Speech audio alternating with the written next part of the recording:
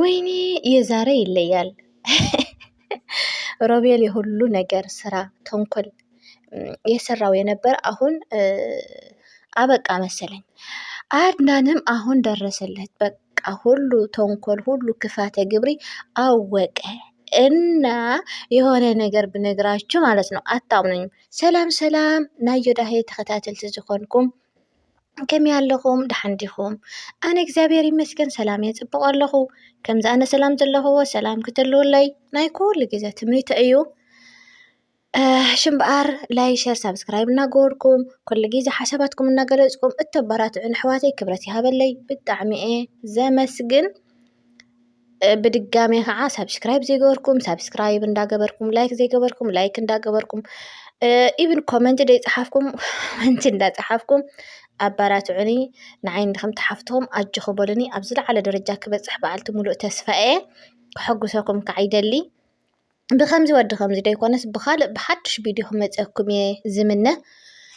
شم نا أباراتعنكم لكم يفتو لما عندي فيديو محزار زأكل حزر زبلت فيديو إحزالكم متأزلكم كبرات حواتي اسدما لوكنا زبل تخطتالي درامانا ايو بمحارኛ لوكنا إلكم انت تحفكم كترخبوا وانت خليكم عبزي ون بتغرنيا اي انا لو ما عندي حزلكم متأزلهم استاقن بمارنيا ايات محلالف بالتعمي على عدست بالأونت ولا خطكتاتلوات خليكم شرچو غيركم لوكنا لكم كترخبوا وات خليكم كبرات حواتنا እና لما عندي بتعمي زفلة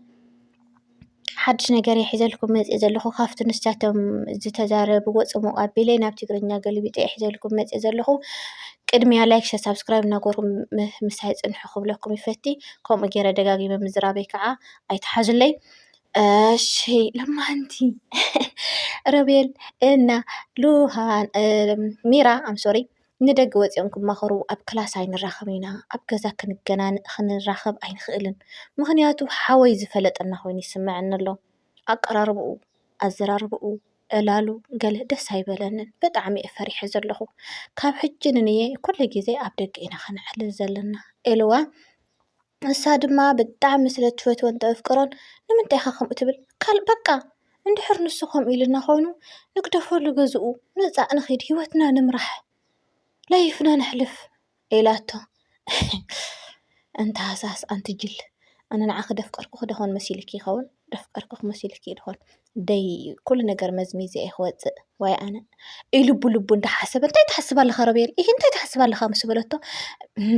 ميراي يقونجو ولا أنت حسب كني أجخي نقول لك إذا الله كسيلنا حيوتنا عن مرحنا يفتوك أكو ولا أنا يفتوك أي أن تبها حاله خلو አጋጣሚ አድናን ቴሌፎን ይርብሾም ስለዝነበረ በቃ ንገዛና ንመለስ እስኸ ቀድምክ እተይ ቀድምክ ኺድሞ እትናተይ ኩርስ ተደፋኢ አምጽእለይ ንምንታይ ገዛ ገዲፍካዮ እጅ ክፈልጠና ኢላቶ ኖ ክላስ ቆሊፈይ በቤአቲ ክሪአና ዳሓና ጆይ ቀድምኩ መኺዲ ተኩርስ አምጽእለይ ኢልዋ እዚ ኢልዋ ከሎ ሉሃናና አድናን ከዓ ሉሃና ስማዕንዶ አድናን እስኻሲ በቃ ለዋሃይ ትኩን ሎም ከም ዘይፈለጥካ ይትኩን ብርግጽውን ስለ ዘይትፈልጥ ኢኻ ከም ዝኮን ካደለኻ ግርህነትካ ከዓ የመና ግርህነት የጥቃዕካ እዩ ይጎድአካ እዩ ስለዚ ኩሉ ንነብስኻ ከም ደይጎድእን ንነብስኻ ከም ታሽሙ ከም ማእኸላይ ጌርካ ስሕሰብ ኢላ ናተዛረበቶ ከላ ሙሕጅስ ናበይ ከይዶም ይበሃሉ ክልቲኦም የለዉ ናብ ገዛ ሚራ ሕክምና ኢላሃኒ ሮቤል ግን ናበይ ከም ዝኸደ ሕክምና ደይ መስለካ ደሓን ሕጂ ሞ ቁልፈ ምጽእ ናይ ሮቤል ክላስ ንኽፈት እታ ኩርሲ ኮፍ ኢላ ፀንሐና እያ ትብሎ ወአንተ ታይ ክትዛረብ ዘለኺ ብኩርሲ ክኸድን በይ ብእግሩ ክኸድ ዘይኽእል ኣካለ ስንኩል እንድዩ ይብላ ኣይ በጅኻ ኢለካ ኣነ እኮ ዝወድ እዙዩ ኢኻ ሓደ ግዜ ተስፋ ተቁርፀኒ እናፈተኳስ ከይፀልአካ ሕጂ እቲ መፍትሒ ምጽእ ሞ ንኸይድ ክላስ ንርአ እመነኒ እሱ ኩርሲ ገይሩ ኣይከደን እዩ إيلاته دحان بقى نتحسب كخمال نحناي قل فما أيساننيو حنتني راب قلد أمت قوة إيلوم تتحيزهم كيدوم كلاس كفتها بلو من ترأيو اتخرسنا ربيل كوفي لتاني حوا ሰንቢዶም ናይ ባሕቂ ሰንቢዶ ኣድናን ኣነስ እንታይ ኮይኒ ለከ ሮቤል ሓዊስ መኻድ ይኽእል እዩ ኣካለ ስንኩልየ እንዳበለ ንዓይ ዝኩሉ ዓመት ክዕሽወኒ ክእል ፀኒሑ ኢሉ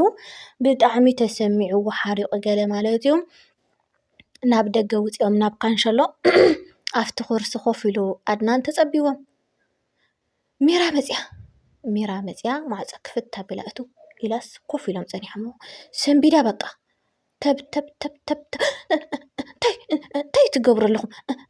ኣለኹም ምስ በለቶም እንታይ ትገብሩ ኣለኹም እንታይ ማለት እዩ ኣበይ ነርኪ ኣድናን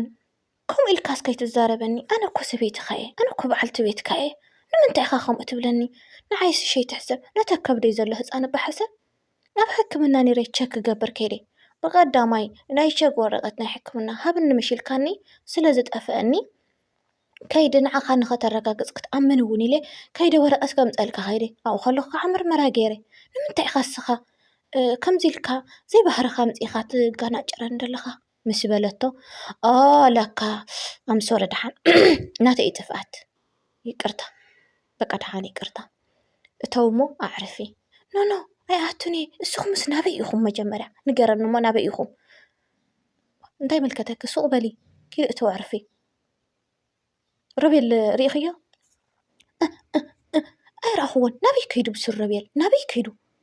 ኩርሱ እዚ ከናቱ ደይኮነን ኢላቶ እና ተረበሸት ተዋን ክትርበሽ ኣለኺ ኢላታ ሎሃና ንዓኺ ከርእየኪ ልክዕ ናብ ሳራ ሓፍቲ ክኸስዕበኪ ናብ ሳራ ሓፍቲ ክኸስዕበኪ ሓንቲ መዓልቲ ብኢደይ ክትሞቲ ኢኺ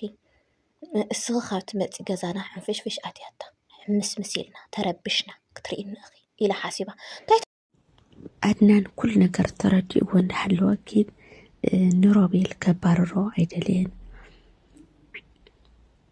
ናይ ሚራ ሕሸት ደሞ ስርፍ መወደኢ ዘይብሉ ማለት እዩ ብጣዕሚ ልገርመካ ሽምጥጥ ኣቢላቱ ደፋር ሎሃና ኩል ነገር ትፈልጥ ያኪን ኣድናን ምንም በቃ ወላ እንዳተረዳ እንዳሃለወሲ በቃ ጨኪኑ ንሓወሲ ከባርሮ ኣይደልየን ማለት እዩ እምበር ኩል ነገር ፈሊጡኒ እዩ